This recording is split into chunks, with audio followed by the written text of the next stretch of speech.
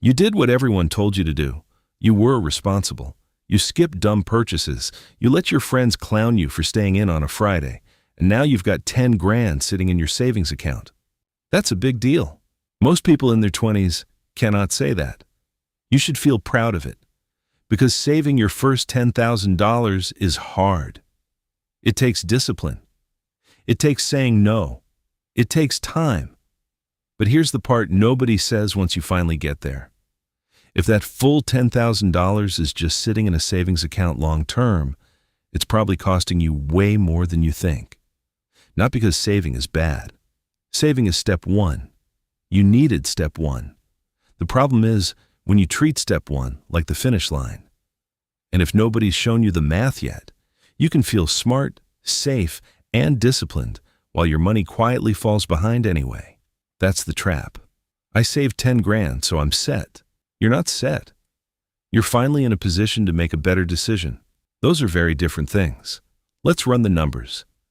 And I want to keep this stupid simple. You've got $10,000.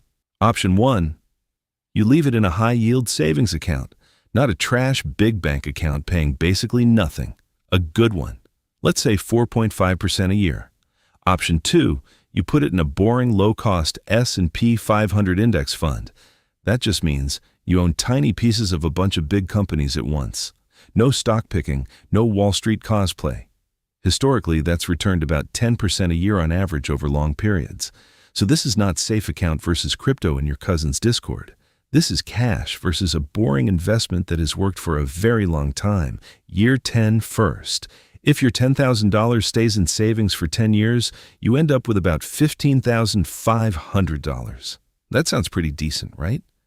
You made around $5,500 for doing basically nothing. And that's exactly why a savings account feels so comforting. You open the app, the number is higher, nothing looks scary. Same 10 years in the index fund, about $25,900. Same starting money, same 10 years, totally different ending. That's a gap of over 10 grand already. Now I want to pause here, because I know what most people do at this point in the conversation. They nod along, and then they think of a reason it doesn't apply to them. Yeah, the market crashed in 2008. Yeah, but what if I need the money? Yeah, but investing is for people who actually know what they're doing. I hear you. And those aren't dumb concerns. The market does go down sometimes, badly. And if you've never invested before, the whole thing feels like walking into a casino where everyone else seems to know the rules except you.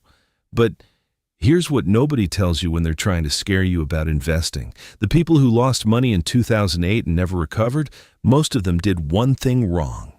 They panicked and sold when the market dropped. They turned a temporary loss into a permanent one. The people who left their money alone, who just kept going, they didn't just recover. They came out ahead. Time in the market beats timing the market every single time.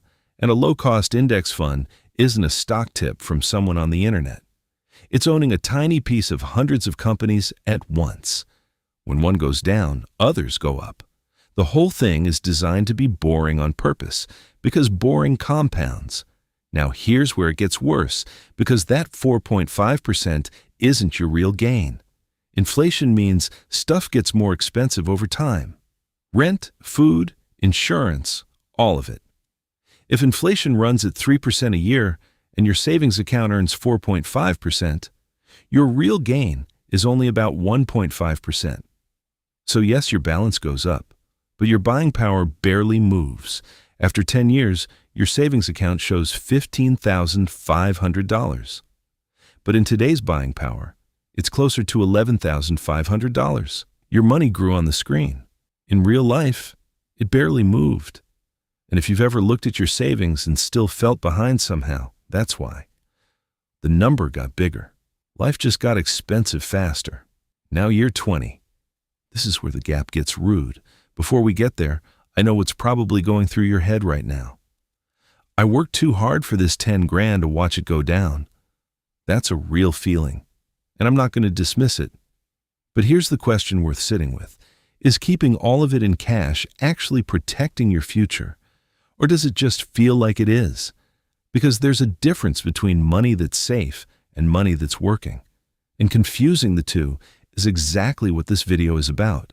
Year 20, savings account after 20 years, about $24,100. If you only look at the balance, that feels respectable. You more than doubled your money. Then, you check the index fund, about $67,300. That's a gap of $43,200. Read that again. You started with the same $10,000. One path gives you $24,000. The other gives you $67,000. And the only difference is where you parked it. This is what finance channels dance around. Keeping too much money in savings too long isn't being extra responsible. It's paying a massive cost for the feeling of safety. That cost at year 20 is $43,000. That's a car paid in cash. That's years of rent. That's the difference between still catching up and finally having options. Now year 30. This is where the math stops being interesting and starts being painful. Savings account after 30 years, about $37,400. Now the index fund, about $174,500. Same $10,000. One decision, 30 years. $137,000 difference. Let me put that number in real terms. Because $137,000 as an abstract figure doesn't hit the way it should. That's a house down payment in most cities. That's 5 years of a car payment you never have to make. That's the difference between retiring at 60 and working until 68, because the money isn't there yet. That's the fund that lets you quit a job you hate without panicking. That's putting your kid through 2 years of college without touching debt. That's what's sitting on the other side of one decision you make in your 20s. And the worst part? You'd never know you missed it. Because the savings account path still ends at $37,000. That's not zero. That's not disaster. It just looks fine, right up until you compare it to what was possible. That's the number nobody shows you because nobody compares the paths side by side. They just say, "Good job saving," and you walk away feeling fine while the clock runs. And notice, the savings account number still looks decent at the end. $37,000 isn't zero. That's the sneakiest part of this trap. You don't feel like you made a mistake. You just wake up later and realize the cautious version of you got quietly outpaced the whole time. This is also why "I'll invest when I make more money" can wreck you. Compounding doesn't care when you feel ready. It rewards time. That's it. Wait 10 years and you don't get those years back. Think about it this way. If you plant a tree today, you get shade in 20 years. If you wait until you feel ready to plant the tree, you just push the shade back. The tree doesn't care about your timeline. It only cares when you started. A savings account is a parking spot, useful for the short term. It is not where you build wealth. Those are two different jobs, and once you see that, you can't unsee it. Here's the verdict. If you've got $10,000 sitting in savings and no plan, you're using the right tool for the wrong job. The math just showed you what that costs over time. So here's what to actually do with it. Keep a real emergency fund, not festival tickets in July money.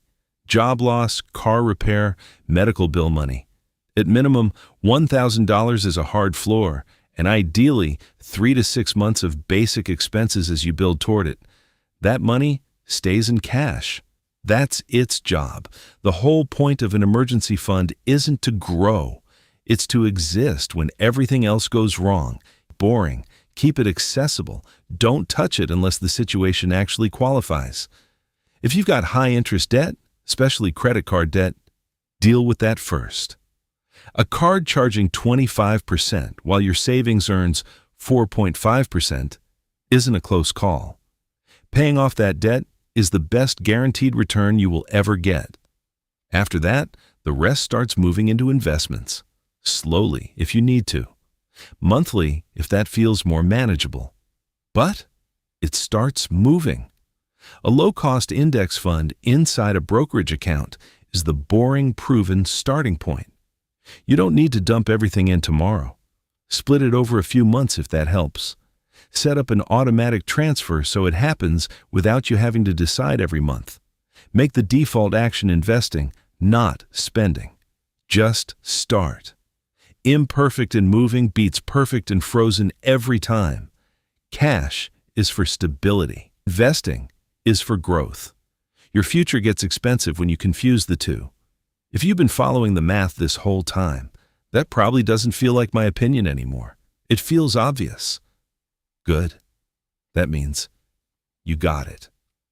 The full step-by-step framework where your money goes, in what order, is in the Complete Money Guide for your 20s. Links in the description. And if you're ready to open an investment account, I've linked Robinhood below. It takes about 5 minutes to set up, and you can start with whatever you have.